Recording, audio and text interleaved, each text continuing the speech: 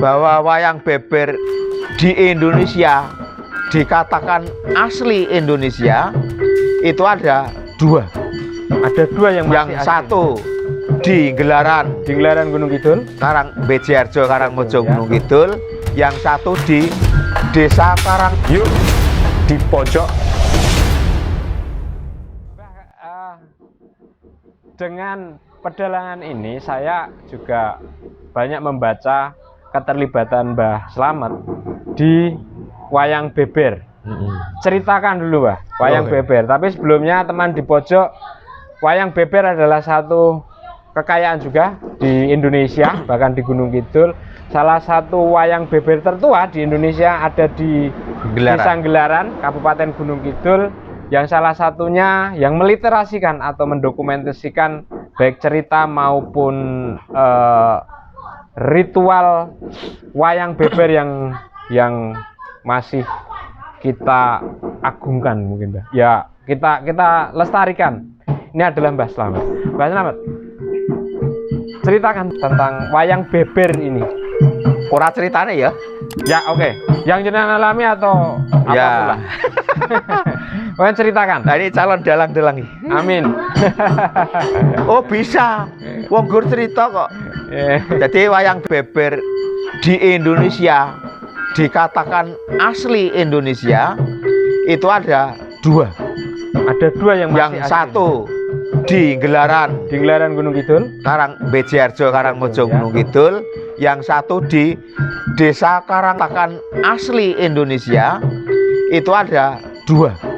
Ada dua yang masih asli. Satu di Gelaran Gunung Kidul, Bejiharjo Karangmojo Gunung Kidul, yang satu di Desa Karangtalun Pacitan Jawa Timur. Oke. Ya. Tapi ceritanya berbeda.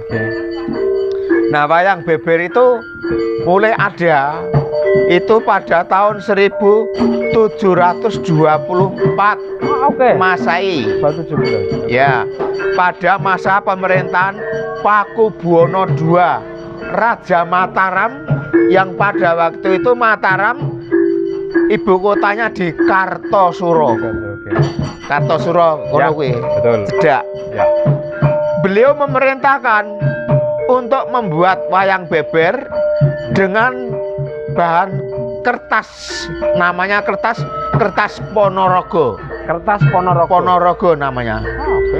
Terus dengan cerita apa? Remeng Mangunjoyo. Nah, pada tahun 1747 di Kartosuro terjadi geger Pacinan jenenge. Geger Pacinan, orang-orang Cina bersama mungkin Belanda ya, menyerang Mataram Kartosuro. Nah, Raja Pakubuwono II melarikan diri sampai ke Ponorogo. Dikatakan bahwa pada waktu raja melarikan diri itu tidak semua benda pusaka keraton bisa diselamatkan. Ada yang tercecer di daerah pegunungan di rumah seorang petani di Gunung Kidul, yaitu di Gelaran, yang ceritanya adalah Remeng Mangunjoyo. Nah, berarti wayang beber Gelaran di Gelaran Bejiharjo itu yang ceritanya Remeng Mangunjoyo itu berarti asal usulnya adalah dari Kartosuro pada zaman Mataram pemerintahan Pakubuwono II pada waktu itu. Jadi yang punya ide membuat wayang beber itu Pakubuwono II, yang pada waktu itu dikatakan bahwa kalau ada dalang diberi hadiah wayang. Itu motivasi dari Pakubuwono II. Hadiah. Untuk apa? Untuk dipentaskan. Karena pada waktu itu tontonan yang paling populer itu wayang beber. Bahkan sejak zaman Majapahit. Zaman Majapahit itu apa ya? tontonan yang dianggap populer juga wayang beber. Bahkan ruatan. Untuk ruat itu ya wayang beber itu. Iya. Terus perkembangannya gimana kok sekarang wayang beber kurang apa ya? Kurang tren. Ya, perkembangan tadi. Perkembangan, betul. Seni juga berkembang. Ya. Nah, cara wonge renang kesilep. Ya. Kesilep dengan seni yang lain. Dengan seni yang wong wayang kulit saiki yo greng. Begadang jangan begadang. Limbuan. Sekarang kan cenderung limbuan, campur sari dan sebagainya itu. Jadi dengan kemajuan zaman ini seni juga ikut terbawa arus kemajuan. Mbah, jelaskan singkat saja, wayang beber itu bentuknya seperti apa dan bagaimana? Wayang beber kok diarani wayang beber sih? Ya, oke. Dinamakan wayang beber. Jadi wayang beber itu bentuknya lukisan gambar. Nek ning basa Jawa ingkang kawastanan wayang beber ini nggih menika. Wah, aku rada menceng sithik iki. Rerupan ingkang dipun cariosaken. Menika wayang beber dadi lukisan yang diceritakan. Dari adegan pertama, 2, dan seterusnya. Nah, wayang beber Remeng Mangunjaya itu terdiri dari 16 adegan. 16 adegan. 16. Terus terdiri dari 4 gulung. 1 gulung isinya 4 adegan. 4 adegan. Nah, 4 gulung 4 kali 4 16. Kalau dipentaskan itu kanggone dalang wis pinter cerita 1 jam. Wis ora leren. Ora ngadep catetan wis kowe apa kowe nek wong sekolah hafal wis nglothok kowe. Nalika semono lho. Sebelumnya, Mbah, Remeng Mangunjaya ini cerita tentang apa? Panji. Cerita Panji. Iya. Jadi ceritanya gini. Ceritanya gini. Wah, gayang iki, pomo aku mayang ngono. Diri kae. Teman di wajah. Ini Mbah Slamet ini adrenalinnya meningkat ya mendengarkan gamelan yang satu ini. Oke, dinikmati dulu, ada apa? Pertama nganggo suluk. Ecek-ecek kaya gude kebaratan. De kakang. Ah, sule rak desani to. Ora krasan neng jenggala. Ayo bali neng Seminang. Klur gamelan muni. Lah menika warnanira wayang beber. Lah iki urung reng usuk iki. Ingkang den wastani wayang beber nggih menika gambar utawi rerupan ingkang dipun cariosaken natkala semanten. Nah, iki adegan pertama. Iki ya gur spontanitas wae. Wong sing nagam nganti ngono. Oke, Mbah, lalu kurang ngelih dhewe. Berarti ngelih tak jajak wis bayaran wis. Berarti ini, Mbah, bahwa cerita wayang beber itu tetap menggunakan epos Panji. Panji Asmoro Bangun. Panji Asmoro Bangun. Kalau yang di gelaran itu masih dipentaskan? Masih. Jadi kalau pakai yang asli, ya ada syarat-syaratnya. Ada syarat-syarat khusus. Harus ada sesajinya, katanya gitu. Terus nanti pada waktu pentas tuh ada sajen, terus nanti habis pentas gendurin. Jadi gini, tak cerita adegan pertama ya, cerita Panji. Lah kok cerita Panji kok Remeng Mangunjaya? Nah itu jadi pertanyaan. Ya. Jadi Raden Panji Asmoro Bangun itu punya, dengarkan ya, riwayate padha jenengan sesuk. Sapa ngerti jenenge pacarmu Panji Asmoro Bangun? Raden Panji Asmoro Bangun tuh punya pacangan yang namanya Dyah Galuh Condro Kirana atau Dewi Sekartaji. Ya. Nah, sing wayang gelaran itu nyeritake Raden Panji wis dadi manten karo Dewi Sekartaji. Tapi kalau di Pacitan itu baru pacangan. Jadi ceritane lebih tua Pacitan. Nek kono isih do pacangan, nek gelaran wis do omah-omah. Sudah menjadi keluarga. Nah, nalika dadi pengantin anyar, Raden Panji Asmarabangun kuwi sak bejagong karo Dewi Sekartaji. Nek cara kethoprae diajeng Dewi Sekartaji. Ning nek Panji Asmara kuwi bangun, bagus. Nek aku rak wis tuwek. Ngomong kuwi wis menceng iki. Sejatine sepiro to katresnane marang pun Kakang Yayi. Iki kethoprak iki. Ketoprak bayaran. Jeng pangeran, nyuwun pangapunten Jeng pangeran, bilih tresna kula kedhateng Jeng pangeran Panji Asmarabangun nika agengipun sak thukulipun kuku ireng. Tresnane marang Panji kuwi sak gedene sak thukuling kuku ireng. Nah, Panji mendengar jawaban bahwa cintaku kepada Kakang Panji itu besarnya seperti kuku sak gedening kuku ireng, kuku sing tukul kuwi lho ireng. Kuwi ya. Apa tegese kuwi? Ngerti ra? Ora. Nah, orang ngerti tak kandhani, ora bayar. Nah, mendengar jawaban seperti itu, Panji Asmarabangun tuh malu. Wah, ternyata istriku sudah memiliki ilmu yang tinggi, ilmu kehidupan, ilmu kauripan sing jero, filsafat Jawanya jero. Lah apa sik dikarepe kuku ireng sak thukuling kuku ireng. Kuku itu kalau dipotong tumbuh terus tumbuh. Nah, cintanya juga begitu, selalu tumbuh terus gitu. Jadi tidak ada habisnya, selalu tumbuh gitu.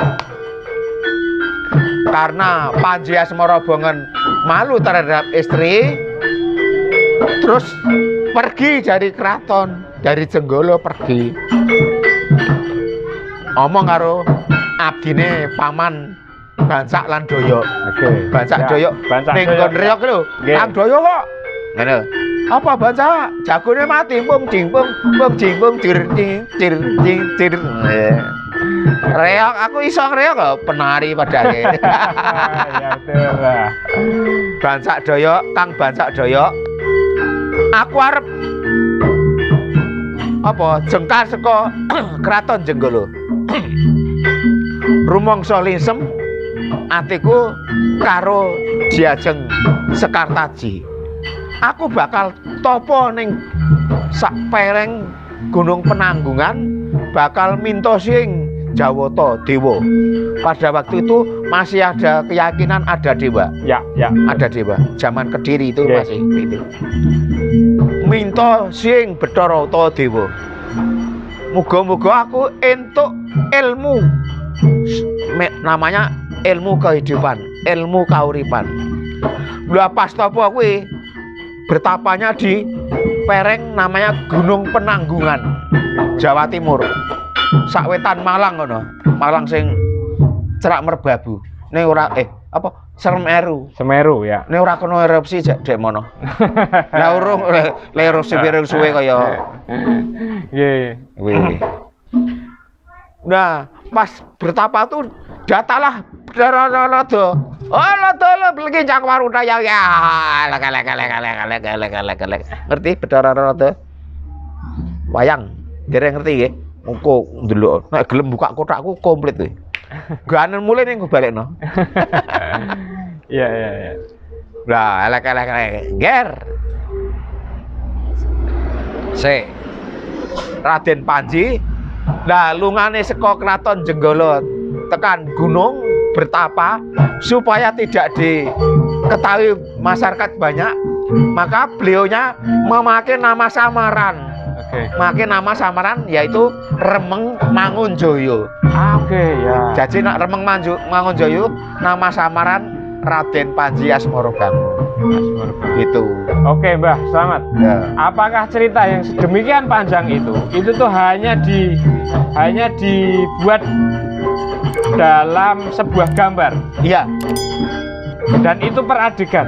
iya, Masih adakah pengrajinnya, Mbah, atau pembuatnya cerita itu? ada. Mas Toro Utara Widiantoro Dalang Jogja itu, Bantul. Oke.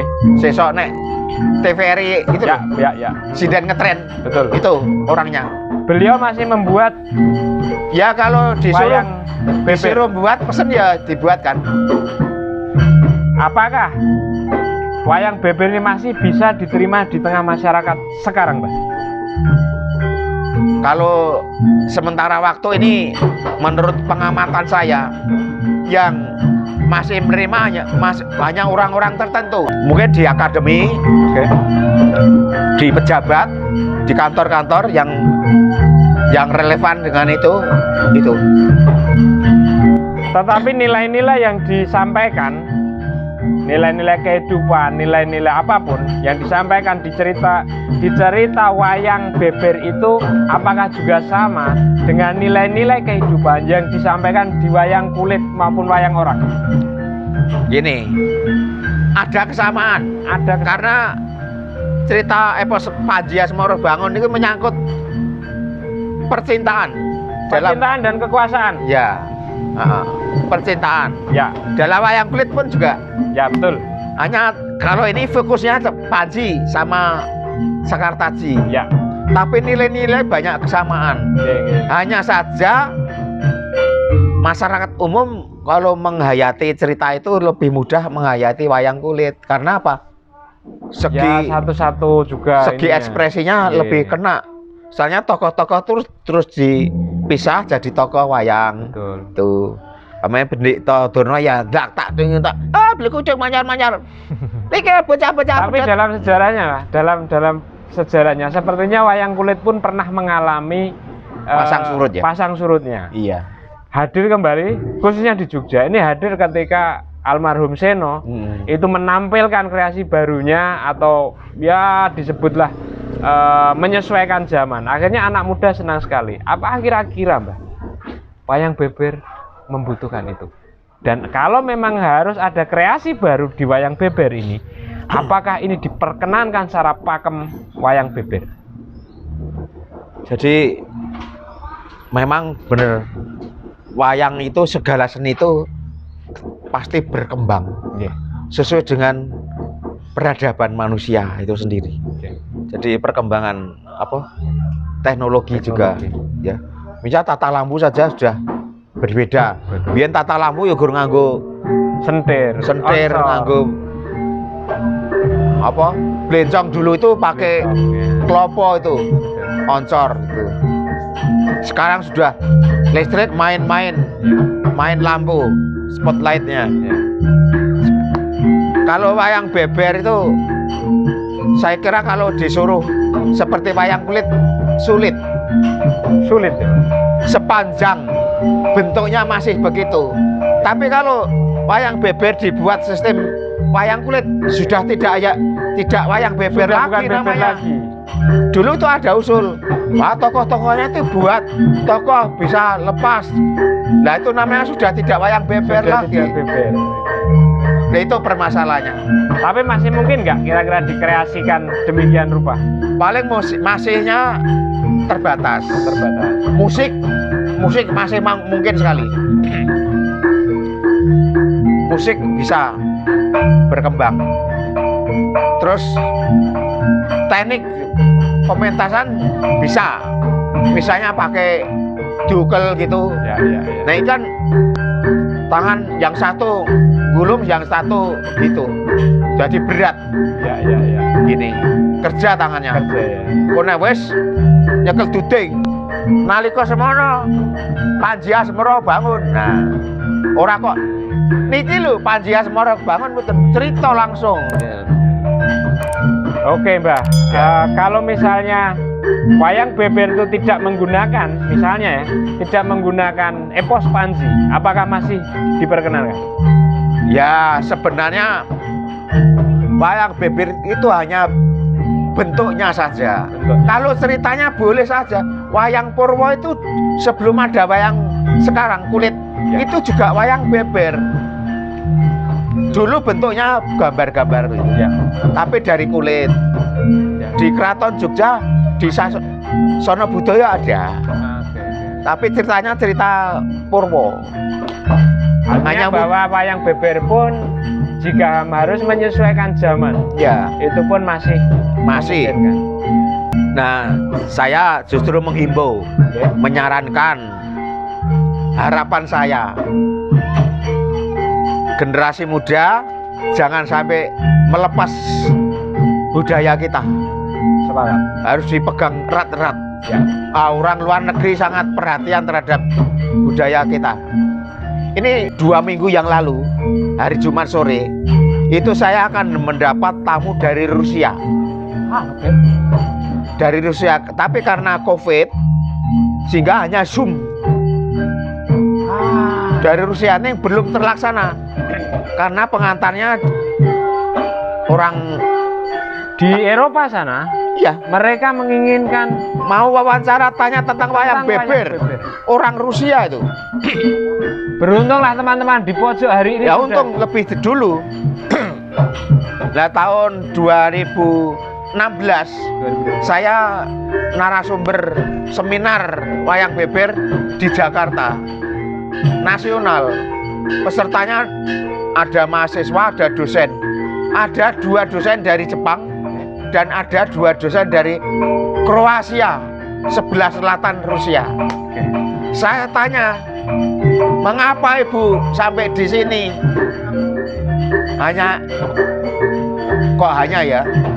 Kok sampai ikut seminar?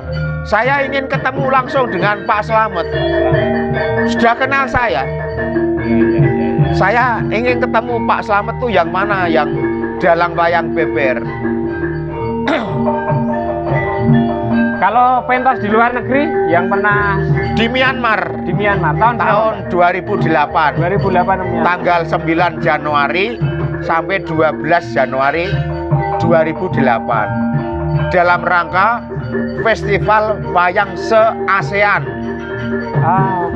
Nah, Indonesia mengeluarkan wayang yang langka. Nah, dari Dikbud Jakarta menunjuk Yogyakarta untuk mengeluarkan wayang yang sudah langka, yaitu wayang beber. Nah, dalangnya saya. Itu fotonya masih ada. Piagam dari Menteri Pariwisata dan Kebudayaan Pak Jiruwaci. Pak Jiruwaci. Itu saya mendapat penghargaan nasional tuh tanggal 8 Desember tahun 2008. Terus penghargaan dari Pak Gubernur baru saja tanggal 18 November kemarin 2020. 21. Oke. Ya. Itu ada piagam, ada trofi. Tapi kesetiaan Mbah Slamet untuk terus menggeluti pedalangan, apalagi masih mau menyimpan literasi-literasi tentang wayang beber adalah salah satu kekayaan kami, cacah enom seperti ini. Untuk semoga saja Mbah Slamet selalu sehat, untuk bisa kami rusui, untuk bisa kami cecep ilmunya. Jadi saya tidak mudah puas diri. Puasan saya kalau anak-anak itu semangat belajar. Amin. Semoga dengan ini menyemangati banyak pihak, baik orang tua, anak-anaknya, cah nom yang tadinya tidak tertarik, paling tidak mulai tertarik tentang sejarahnya. Ada kendalanya. Mengapa wayang beber tidak mudah berkembang?